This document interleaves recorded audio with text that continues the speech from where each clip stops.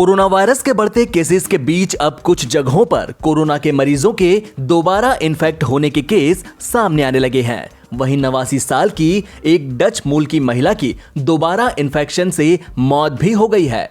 यह इस तरह की पहली घटना मानी जा रही है। रिपोर्ट्स के मुताबिक उन्हें 2 महीने के अंतर पर वायरस के अलग अलग स्ट्रेन से इन्फेक्शन हुआ। हालांकि दोनों इन्फेक्शन के बीच महिला को कभी कोरोना वायरस के लिए नेगेटिव नहीं पाया गया था। दरअसल महिला पहली बार पॉजिटिव टेस्ट होने के बाद लक्षण खत्म होने पर वह घर चली गई थी। इसके 59 दिन बाद वह कैंसर के लिए कीमोथेरेपी शुरू होने के 2 दिन बाद ही उन्हीं लक्षणों के साथ वापस लौटी। ऐसा माना जा रहा है कि कैंसर के इलाज के दौरान उनका इम्यून सिस्टम कमजोर हो गया था। एक बार फिर कोरोना के लिए पॉजिटिव पाई गई और 3 हफ्ते बाद उनकी मौत हो गई।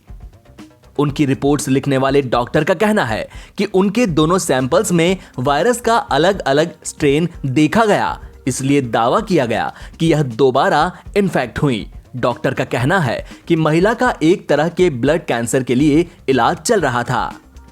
इसमें व्हाइट ब्लड सेल्स में असामान्यता आ जाती है। WBC इम्यून सिस्टम से सही से काम करने के लिए अहम होते हैं। वे कोरोना जैसे इन्फेक्शन से बचाते हैं।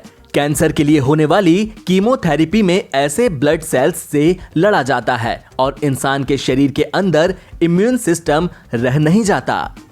इस वजह से कीमोथेरेपी ले रहे लोगों को हाई रिस्क ग्रुप में रखा गया है।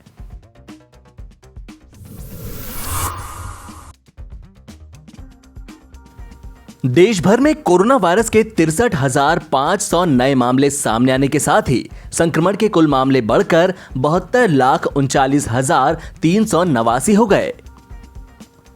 इस बीमारी से ठीक होने वाले लोगों की संख्या 63 लाख से ऊपर पहुंच चुकी है और मरीजों के ठीक होने की दर 87.05% पर पहुंच गई है। पिछले 24 घंटे में इस बीमारी से 730 लोगों की मौत हो गई। इन मौतों के साथ ही देश में इस महामारी से मरने वाले लोगों की संख्या 1,10,586 हो गई है। लगातार 6 दिनों से कोरोना वायरस का इलाज करवा रहे मरीजों की संख्या 9 लाख के नीचे है। देश में कोरोना वायरस संक्रमण का इलाज करवा रहे मरीजों की संख्या 8,26,876 है, जो कि कुल मामलों का 11.42% है। जबकि इस बीमारी से ठीक हुए लोगों की संख्या 63,01,927 हो गई है। देश में कोरोना वायरस मामले में मृत्यु दर 1.53% है। भारत में कोरोना वायरस के मामले 7 अगस्त को 20 लाख का आंकड़ा पार कर गए थे, जबकि 23 अगस्त को 30 लाख, 5 सितंबर को 40 लाख, 16 सितंबर को 50 लाख, 28 सितंबर को 60 लाख और 11 अक्टूबर को 70 लाख मामले सामने आए थे।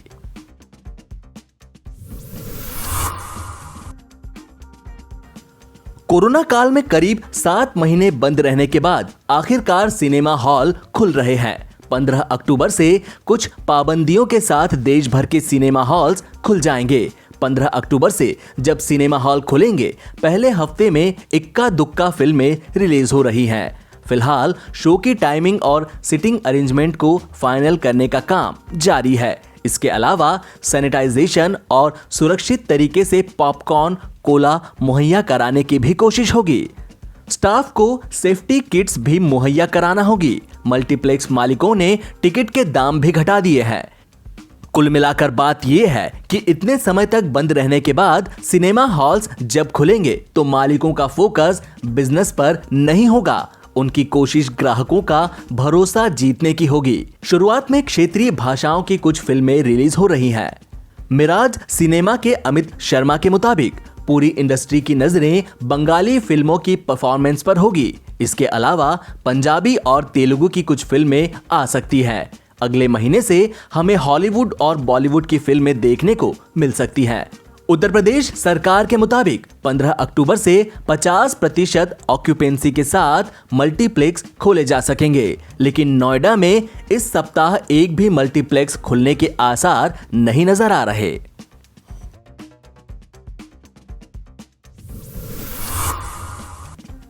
कोरोना वायरस को लेकर बनी एक्सपर्ट कमेटी ने चेतावनी दी है कि ठंड में कोरोना वायरस के मामले और बढ़ सकते हैं। नीति आयोग के सदस्य डॉक्टर वीके पॉल ने कहा कि सर्दी के मौसम में कोरोना जैसे वायरस ज्यादा तेजी से बढ़ सकते हैं। हम सब की तरफ से मैसेज आ रहा है कि ये जो एक माहौल बन रहा है कि पेंडेमिक स्टेबलाइज हो, प्लेटू हो, उसके साथ साथ एक कंसर्न भी और वरी भी है कि ठंड के मौसम में हो सकता है कि हमारे ऊपर ये पेंडेमिक फिर बरसे, फिर बढ़ जाए और आउट ऑफ कंट्रोल होने की कोशिश करे। ये सोच इसलिए आती है क्योंकि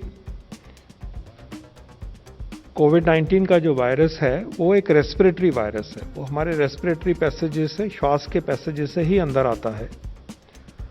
और जो रेस्पिरेटरी वायरसेस होते हैं उनकी टेंडेंसी होती है कि वो सर्दी के मौसम में उनका प्रकोप कई तरह से बढ़ता है। ये वायरस की टेंडेंसी बढ़ जाती है, इसका थ्राइव ज़्यादा करता है ठंड के मौसम में ये वायरसेस एज अ ग्रुप, और ये भी हम एज्यूम करते हैं कि वैसे ही बिहेव करेगा। नया वायरस है, हर एक चीज़ इसके बारे में नहीं मालूम। तेलंगाना और आंध्र प्रदेश में बारिश ने भारी तबाही मचाई है। मंगलवार को दोनों राज्यों में अब तक कम से कम 15 लोगों की मौतें हो चुकी हैं। सबसे ज्यादा हाहाकार हैदराबाद में मचा है। तबाही के इस मंजर का कारण बंगाल की खाड़ी में उठे दबाव के कारण बताया जा रहा है।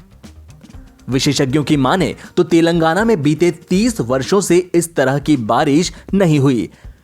हैदराबाद में तड़के लोगों के ऊपर घरों के बोल्डर गिर पड़े, जिससे 8 लोगों की मौके पर ही मौत हो गई। 3 की हालत गंभीर बताई जा रही है। उन्हें इलाज के लिए अस्पताल में भर्ती कराया गया है। उधर केरल में भी बारिश का हाई अलर्ट जारी किया गया है। राज्य के मुख्य सचिव सोमेश कुमार ने जानकारी देते हुए बताया, सभी जिलों के प्रशासन को अलर्ट किया गया है। हैदराबाद के कई इलाकों में पिछले 24 घंटे में 20 सेंटीमीटर तक की बारिश दर्ज की गई है। हैदराबाद में बाढ़ जैसी स्थिति की भयावहता का अंदाजा इसी बात से लगाया जा सकता है कि कई इलाकों में फंसे लोगों को निकालने के लिए बोट का इस्तेमाल किया गया। राज्य की आपदा राहत फोर्स और फायर सर्विस टीम ने टोली चौकी इलाके में रेस्क्यू ऑपरेशन चलाकर लोगों को बाहर निकाला।